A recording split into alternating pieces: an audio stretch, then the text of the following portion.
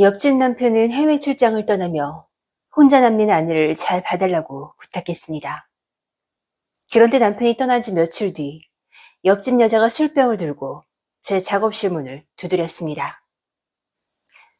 오늘 밤 제가 여기서 자고 가도 우리 남편한테 말하실 거예요?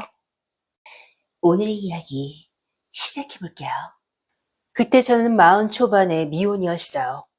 조용히 그림 작업을 하며 지낼 곳을 찾다가 그 동네로 이사하게 됐죠. 뒤로는 산이 자리 잡고 있는 외진 전원주택 마을이었는데 조용하고 공기도 좋아 마음에 들었어요. 무엇보다 큰 창이 있는 작업실이 좋아서 집을 보러 온 날 바로 계약했어요. 작업실 창가에 앉으면 옆집 마당과 대문이 보였지만 처음에는 크게 신경 쓰지 않았죠. 옆집에는 30대 초반의 젊은 부부가 살고 있었어요. 결혼한 지 5년 정도 됐다고 하는데 아이는 없고 대신 개 2마리를 키우더라고요. 개를 마음껏 뛰어놀게 하고 싶어서 살던 아파트를 전세 주고 전셋집을 얻었다고 했어요. 옆집 남자는 회사가 서울이라 아침 일찍 출근해 늦게 돌아오는 날이 많았고 출장도 자주 다니는 모양이더라고요. 옆집 여자는 집에서 개들을 돌보며 지내는 것 같았어요. 평소에는 화장기 없는 얼굴에 긴 머리를 하고 다녔어요. 키가 크고 늘씬했지만 화려한 느낌보다는 참 순수하게 생긴 여자였죠. 인사성도 밝고 싹싹해서 마주칠 때마다 저에게 먼저 말을 걸었죠.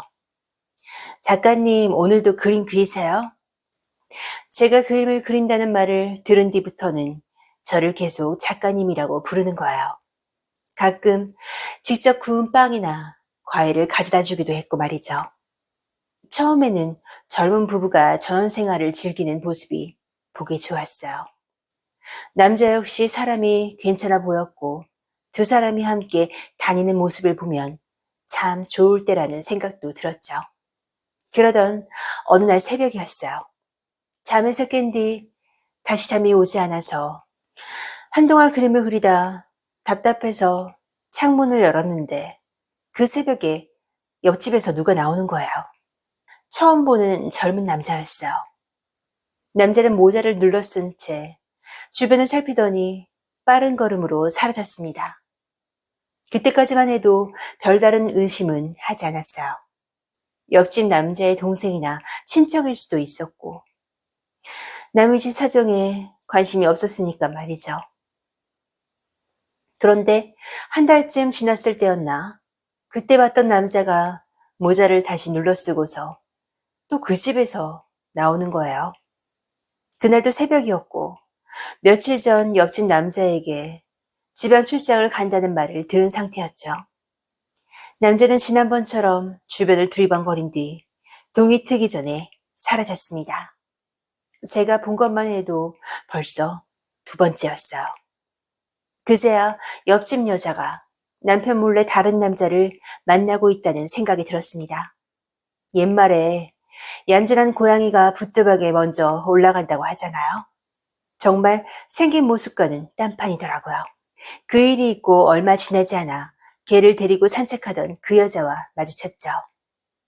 여자는 평소처럼 말을 먼저 걸었어요. 작가님은 새벽까지 작업하세요?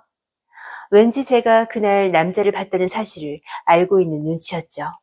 하지만 더는 아무 말도 하지 않고 개를 데리고 지나가더군요.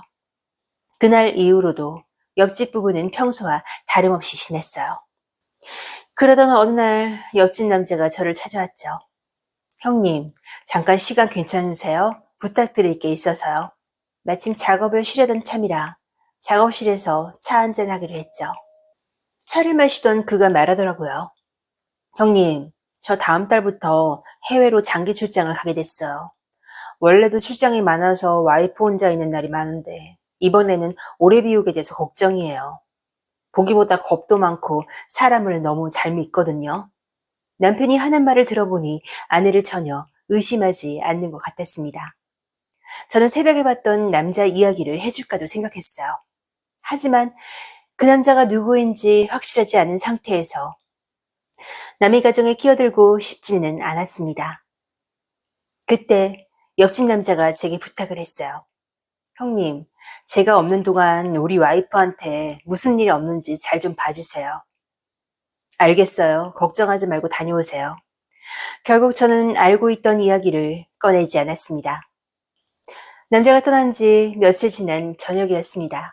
9시가 다 되어갈 무렵 작업실에서 그림을 그리고 있는데 누군가 문을 두드리더군요.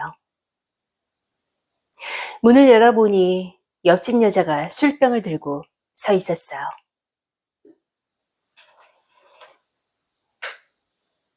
그날은 평소와 모습이 좀 달랐습니다. 옷은 집에서 바로 나온 것처럼 편해 보였어요. 목 부분이 넓게 늘어진 얇은 티셔츠에 짧은 반바지를 입고 있었죠. 그런데 늘 화장기 없는 얼굴로 다니던 여자가 그날은 옅게 화장까지 하고 왔더라고요. 가까이 서 있으니 평소에는 맡지 못했던 향수 냄새까지 났어요. 집에서 편하게 입고 나온 것처럼 보이면서도 자세히 보면은 신경 쓰고 온 게 보였죠. 술병까지 들고 밤늦게 혼자 사는 남자의 집을 찾아왔으니까 무슨 생각으로 왔는지 어느 정도 짐작은 됐습니다. 늦은 시간에 죄송한데 같이 마실 사람이 없어서요. 저도 마침 작업을 마치고 술 한 잔이 생각나던 참이었어요. 남편도 없는 여자를 이 시간에 들여도 되나 싶었지만 이미 문 앞까지 찾아온 사람을 돌려보내기도 그렇잖아요. 일단 들어오세요. 여자는 술병을 들고 작업실로 들어왔어요. 우리는 테이블을 사이에 두고 마주 앉았고 여자가 가져온 술을 나눠 마시기 시작했죠. 술이 몇 잔 들어갔을 때 여자가 먼저 이야기를 꺼냈어요. 작가님, 그날 보셨죠? 무슨 말인지 알면서도 저는 모르는 척 물었습니다. 뭘 말이에요? 새벽에 우리 집에서 나오던 남자요. 여자는 그 남자가 결혼 전에 만났던 사람이라고 했어요. 헤어진 뒤 오랫동안 연락하지 않고 지냈는데 얼마 전 다시 연락이 닿았고 남편 몰래 몇 번 만났다는 겁니다. 지금은 끝났어요. 다시는 만나지 않기로 했어요. 남편은 전혀 몰라요? 네, 알면 안 돼요. 우리 남편한테 말하지 말아주세요. 걱정하지 마세요. 남편분한테 말할 생각 없으니까요. 정말 믿어도 돼요? 저도 괜한 일을 만들고 싶진 않아요. 그렇게 대답했는데도 여자는 안심하지 못하는 것 같았어요. 그러더니 제 옆자리로 옮겨 앉더라고요. 그럼 제가 어떻게 해야 아무 말도 안 하실 거예요? 그게 무슨 뜻이에요? 여자는 제 얼굴을 보며 물었어요. 제가 마음에 안 드세요? 평소 순수하게만 보이던 여자가 작정한 듯 나오는데 마음에 들지 않을 리가 없었죠. 남편분이 저한테 잘 부탁한다고 말하던데 이러시면 제가 곤란합니다. 그러자 여자는 몸을 바싹 붙여왔어요. 뭐가 곤란해요? 아무 말도 안 하면 되잖아요. 오늘 밤 제가 여기서 자고 가도 우리 남편한테 말하실 거예요? 이건 아닌 것 같은데요. 그럼 저보고 그냥 돌아가라고 하세요. 하지만 저는 돌아가라는 말을 하지 못했어요. 그 당시 애인도 없었고 여자를 가까이 해본 지도 오래됐으니까요. 결국 저는 그 여자를 밀어내지 못했습니다. 그리고 제가 다가가자 여자는 이렇게 말했어요. 오늘 밤은 시간이 많으니까 서두르지 않아도 돼요. 그날 밤 여자는 자기 집으로 돌아가지 않았어요. 저 역시 옆집 남자에게 아무 말도 할 수 없는 사람이 된 거죠. 그날 이후 젊은 남자는 더 이상 보이지 않았어요. 대신 그 여자가 우리 집으로 찾아오기 시작했어요. 처음에는 미리 연락하고 왔지만 갈수록 늦은 시간에 예고도 없이 찾아오더라고요. 결국 남자 눈에 띄지 않도록 현관문 비밀번호까지 알려줬습니다. 그때부터 여자는 문을 두드리지 않고 집을 드나들었고 저도 자연스럽게 받아들이게 됐죠. 시간이 지날수록 그녀는 더 과감해졌습니다. 어느 순간부터는 저도 그 여자가 언제 찾아올지 기다리고 있더라고요. 몇 달 뒤 옆집 남자가 돌아왔습니다. 이제 그 여자도 더는 찾아오지 못할 거라고 생각했어요.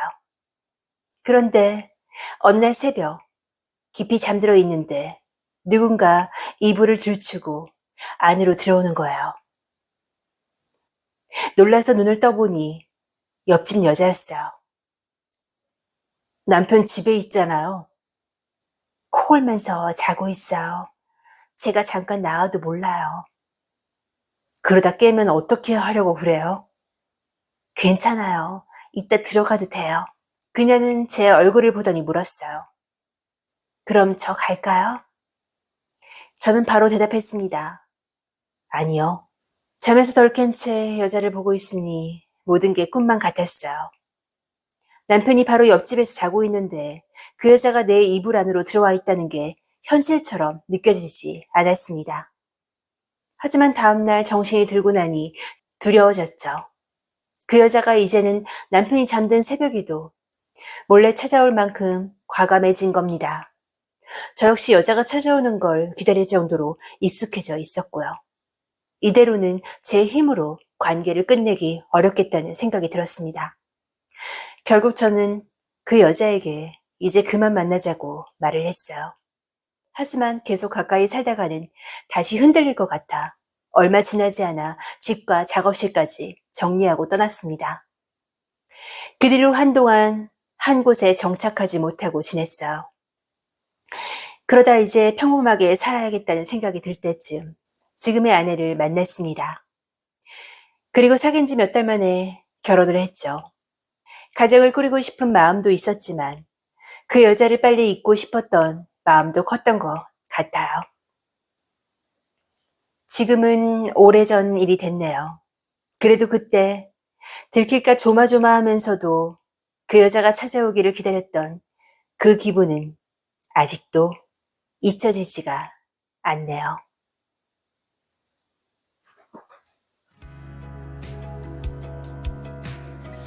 오늘도 끝까지 함께 해주신 우리 오빠들 정말 감사드려요. 구독과 좋아요도 잊지 마세요.